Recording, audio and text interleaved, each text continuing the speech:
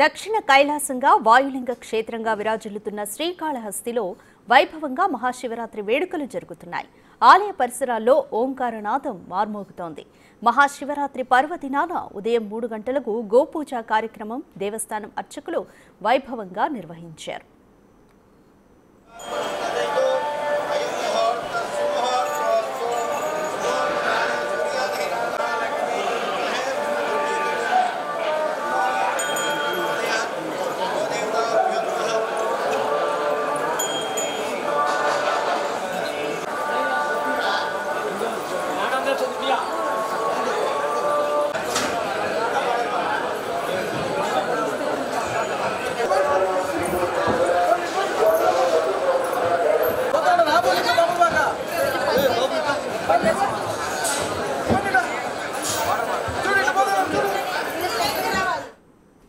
దక్షిణ కైలాసంగా వాయులింగ క్షేత్రంగా విరాజిల్లుతున్న శ్రీకాళహస్తిలో వైభవంగా మహాశివరాత్రి వేడుకలు జరుగుతున్నాయి. ఆలయ పరిసరాల్లో ఓంకారనాదం మార్మోగుతోంది. మహాశివరాత్రి పర్వదినాన ఉదయం ఈరోజు 3 గంటలకు గోపూజ కార్యక్రమాన్ని దేవస్థానం అర్చకులు వైభవంగా నిర్వహించారు. శ్రీకాళహస్తిలో కూడా భక్తుల తాకిడి చాలా ఉంది.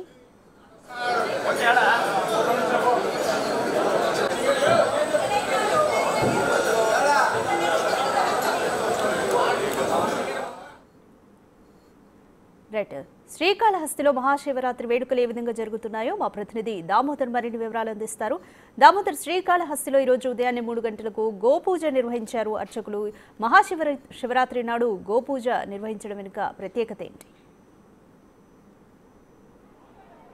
రాధిక, ఏదైతే గోవు పవిత్రమైంది, ముఖ్యంగా గోవు పూజకు సంబంధించి ఆ కార్యక్రమం ద్వారానే మొత్తం పూజలు నిర్వహించాలని ఏదైతే వైదిక పండితులు చెప్పిన ఏదైతే వారు చెప్పిన దాని ప్రకారమే గోపూజ నిర్వహించారో అదేవిధంగా శ్రీకాళహస్తిలో మనం ప్రస్తుతం చూస్తున్నాం. ఉదయం తెల్లవారుజామున 5 గంటల నుంచి భారీ ఎత్తున ప్రజలు స్వామివారి దర్శనానికి వెళ్తున్నారు. ముఖ్యంగా ఈసారి ప్రత్యేకంగా చెప్పుకోవాల్సింది ఏమంటే, గతంలో ఏదైతే మహాశివరాత్రి రోజు మంత్రులు కానీ ప్రభుత్వ పెద్దలు కానీ పట్టు వస్త్రాలు సమర్పించేవాళ్ళు. దీనివల్ల చాలా వరకు భక్తులకు సుమారు 1 గంటన్నర సమయం ఇబ్బందికరంగా మారేది.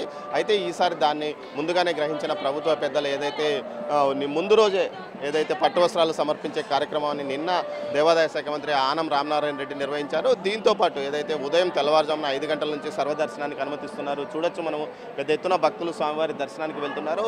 ఓవైపు 500 రూపాయల టికెట్తో పాటు సర్వదర్శనం టికెట్లు కూడా సమాంతరంగా వెళ్తున్నాయి. దీని గురించి మరిన్ని వివరాలు మనతో మాట్లాడడానికి నాయుడు గారు ఉన్నారు. చెప్పండి, ఎలాంటి ఏర్పాట్లు చేశారు ఈరోజు? నమస్తే అండి, ఓం నమ శివాయ.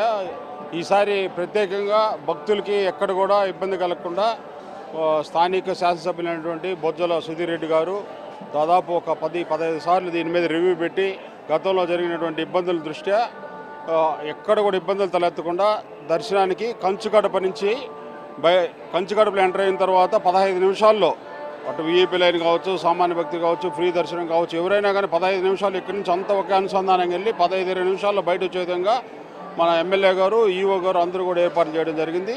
అదేవిధంగా స్థానిక భక్తులకు కూడా ఎప్పుడు టికెట్లు ముందు రోజు వచ్చేవాళ్ళు ఈసారి ప్రత్యేకంగా పట్టణంలో 3 దగ్గరల కౌంటర్లు పెట్టి ఎక్కడ కూడా తోపుడు లేకుండా, రద్దీ లేకుండా ఫ్రీగా కూడా టికెట్లు తీసుకునే విధానం చేశారు. అదేవిధంగా ఎమ్మెల్యే గారు ఈసారి ప్రత్యేకంగా దర్శనం చేసుకున్నటువంటి ప్రతి స్త్రీకి కూడా గాజులు, జాకెట్ ఇవ్వడం అనేది ఎప్పుడు కూడా జరగలేదు. ఈ శివరాత్రి జరిగినటువంటి రోజులంతా కూడా ప్రతిరోజు కూడా ఈ గాజులు, కుంకుమ, జాకెట్టు అవి కూడా భక్తులు ప్రతి స్త్రీకి కూడా ఇవ్వడం జరుగుతూ ఉంది. అదేవిధంగా ప్రసాదం కౌంటర్లు అయితే అదేవిధంగా ఎక్కడ కూడా ఎటువంటి ఇబ్బంది లేకుండా పోలీసు కానీ, అట్లా డిపార్ట్మెంట్ కానీ, స్కౌట్స్ కానీ ప్రతి ఒక్కరు కూడా బ్రహ్మాండంగా చేస్తున్నారు. మార్నింగ్ నుంచి కూడా ఇక్కడే ఉంటున్నాం. ఎక్కడ కూడా పొలిటికల్ కూడా ఎవరు కూడా ఎంటర్ కాకుండా ఎమ్మెల్యే గారు స్ట్రిక్ట్గా ఆదేశం చేశారు. మీరు కూడా ఎవరు దర్శనాలు తీసుకొని పోవడం కానీ ఏ విధమైన చేయకూడదు, అందరూ సమానమైన ఒక దీన్ని ఆయన క్యాటర్లోకి తీసుకొని పోయారు.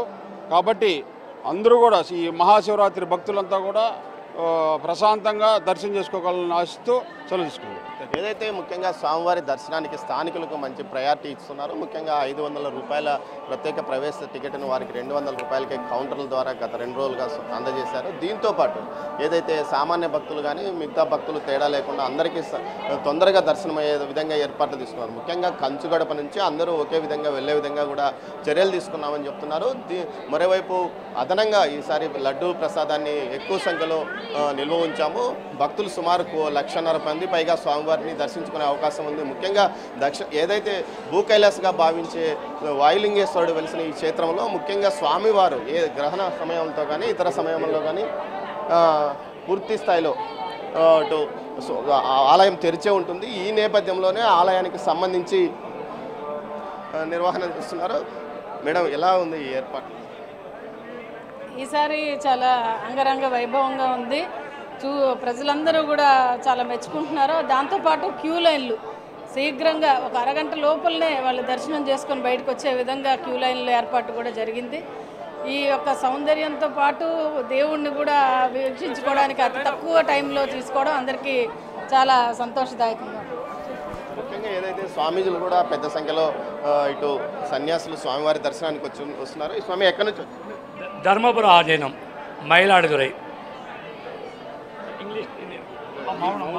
మౌనవ్రతంలో ఉన్నారు స్వామీజీ అని చెప్తున్నారు. మైలాడుగురి నుంచి వచ్చిన వీరికి ఏదైతే ఆ ఆలయ సాంప్రదాయ ప్రకారం వారిని తీసుకొని స్వామివారి దర్శనానికి వెళ్తున్నారు. మొత్తం మీద చూస్తే పెద్ద సంఖ్యలో అటు భక్తులు ఉదయం నుంచి స్వామివారిని దర్శించుకోవడానికి వస్తున్నారు. ఇప్పటి వరకు సుమారు 25,000 మందికి పైగా స్వామివారి దర్శనం చేసుకున్నారని కూడా ఆలయ అధికారులు చెప్తున్నారు. మరోవైపు ఏదైతే ఎక్కడికెక్కడ భక్తులకు ఎలాంటి ఇబ్బంది లేకుండా అన్నప్రసాదాలు అందించడానికి కూడా ఒక పూర్తి స్థాయిలో చర్యలు తీసుకున్నారో అదేవిధంగా ఏదైతే కమిటీని కూడా పూర్తి స్థాయిలో ఏదైతే బ్రహ్మోత్సవాల నిర్వహణ కోసం ఒక కమిటీని ఏర్పాటు చేసి వారి ద్వారా ఎక్కడ ఎలాంటి ఇబ్బందులు తలెత్తకుండా 2 రోజుల క్రితమే ఒక కమిటీని తాత్కాలికంగా కూడా ప్రభుత్వం ఏర్పాటు చేసిన పరిస్థితి. మరోవైపు ఏదైతే 11 జాముల అభిషేకం తర్వాత స్వామివారి లింగోద్భవ దర్శనం జరుగుతుంది.